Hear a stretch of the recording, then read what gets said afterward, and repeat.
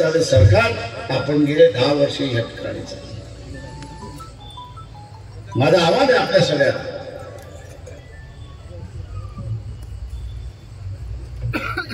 की आपण असणाऱ्या आपल्या घरातला एखादा तीर्थस्थ असेल तर त्याला घरातला प्रमुख आपण करणार का? कुटुंबातला प्रमुख आपण करणार का? का नाही करणार? कारण तो वाटोळं. काल माझा असणारा उल्लेख त्या ठिकाणी चुकला. मी मॉरिशस म्हटलं, मॉरिशस नाही ते मालदीवच आहे. मालदीव हे छोटं बेट.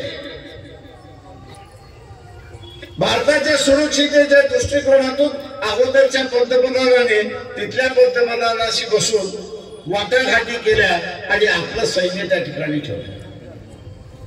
तिथे आर्मी आहे, एअरफोर्स आहे, नेव्ही आहे आणि त्या देशाची आर्थिक स्थिती चांगली व्हावी म्हणून असणारा भारतीय टुरिझम मोठ्या प्रमाणात त्या ठिकाणी. एका अर्थाने भारतीय टुरिझम वरती त्याची आर्थिक इकॉनॉमी चालते, अशी अर्धी अर्थव्यवस्था चालते अशी परिस्थिती. तिथल्या एका मंत्र्याने मोदीच्या असणाऱ्या एका वृत्तीवरती टिप्पणी केली. सोशल मीडियावरती टिप्पणी केली. या पंतप्रधानांनी म्हणजे नरेंद्र मोदी आपल्यावरती टिप्पणी केली म्हणून एअरलाइन्स आणि टुरिझम हे बंद करून टाकलं अशी गोष्ट.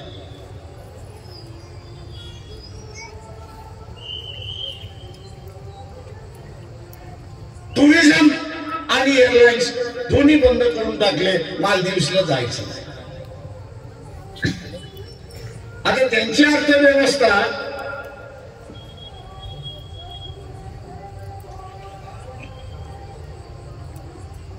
भारतावरती अवलंबून असल्यामुळे त्यांनी थोडीशी धमकी दिली.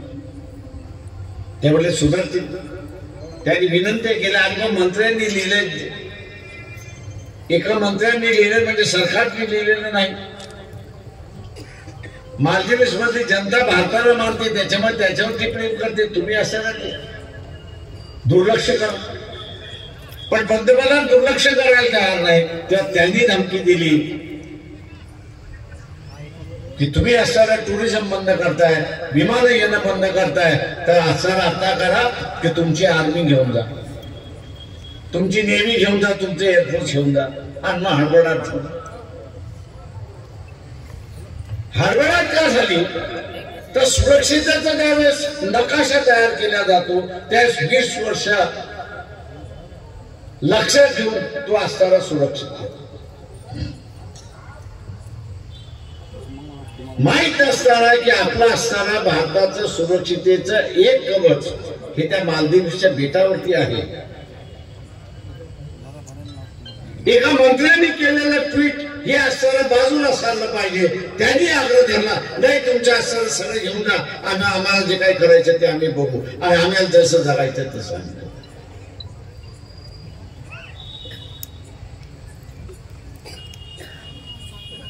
देश मोठा की मोदी मोठा? कोण मोठा? मोदीने असणारं देशाला धोक्यात आणलं हे आपण असणारा लक्षात घ्या. आणि आता रात्रीच्या चॅनलवरती जे आर्मीचे मोठमोठे अधिकारी रिटायर झालेले येत होते ते पूर्वी असं म्हणत होते की मोदी चांगला आहे.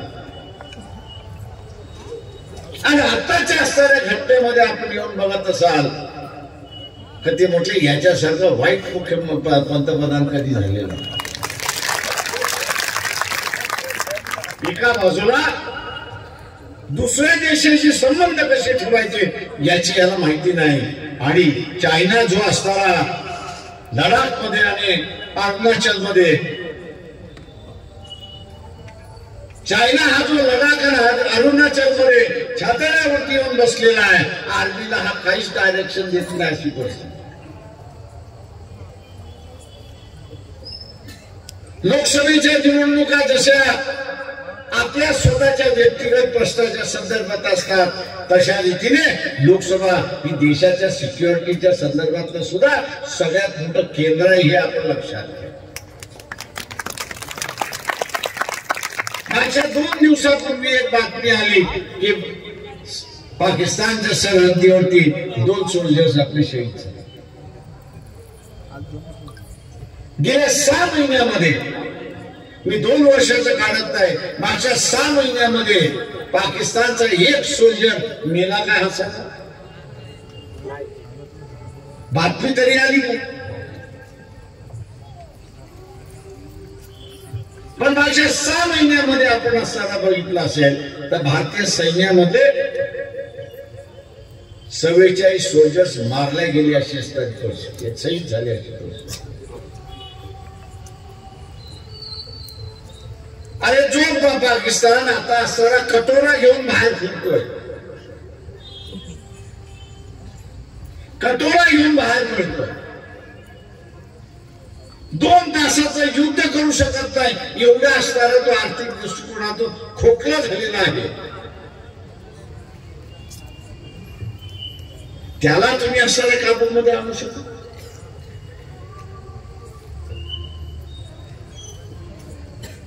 मग असणारी ही 56 इंचाची छाती 14 इंचाची झालेली आहे का, हे आता मोजावं लागेल इलेक्शन मध्ये.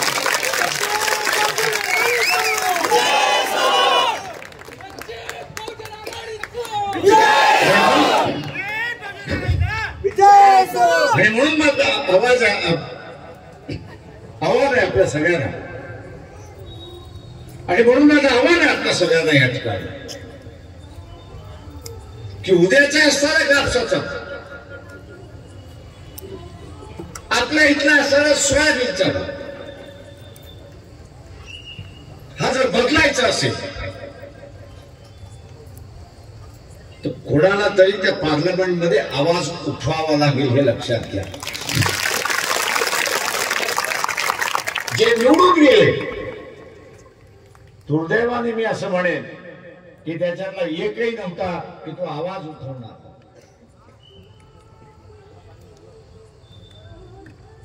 किंवा आता असताना मुसलमानाच्या संदर्भातला असेल किंवा इथल्या असणाऱ्या भटक्या विमुक्त समाजाच्या संदर्भातला असेल, एनआरसी आणलेली आहे, सीए आणली.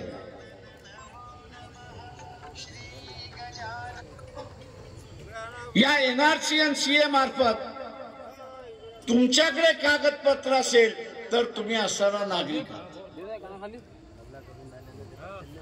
तुमच्याकडे कागदपत्र असेल तर तुम्ही नागरिक आहात, तुमच्याकडे कागदपत्र नसतील तर तुम्ही असणारा नागरिक नाही.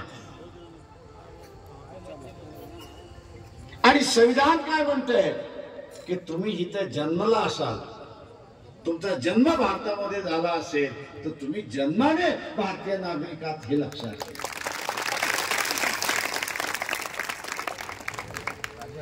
आज मुसलमानाची अवस्था आहे की ओएसी नावाचा असणारा एकच खासदार त्यांच्या बाजूने बोलतो, पण ओएसीचा आवाज जो आहे तो ऐकला जात नाही अशी असणारी परिस्थिती,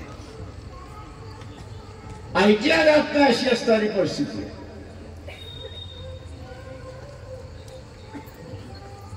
आज गरज आहे, आज गरज आहे की ते पुन्हा ठणकावून सांगणं की भारत नावाचा असणारा देश हा 1950 17 ऑगस्ट 1947 साली जन्माला आला. 17 ऑगस्ट 1947 साली जन्माला आला आणि 26 जानेवारी 1950 ला त्याची सार्वभौम सत्ता झाली आणि जगभर हा देश म्हणून त्या ठिकाणी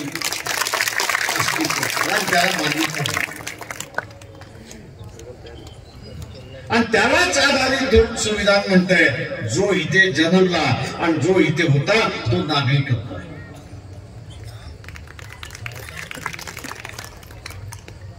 त्या सभागृहामध्ये कोणीतरी असताना विचारलं पाहिजे की बाबा आपण तर संविधान लिहिलेलं नाही, आपल्या पूर्वजांनी लिहिलेलं संविधान आहे, त्यांनी घातलेला पायंडा आज तुम्ही बदलताय का हे सांगा. हा पायंडा नुसते असताना मुसलमानाच्या विरोधात नाही,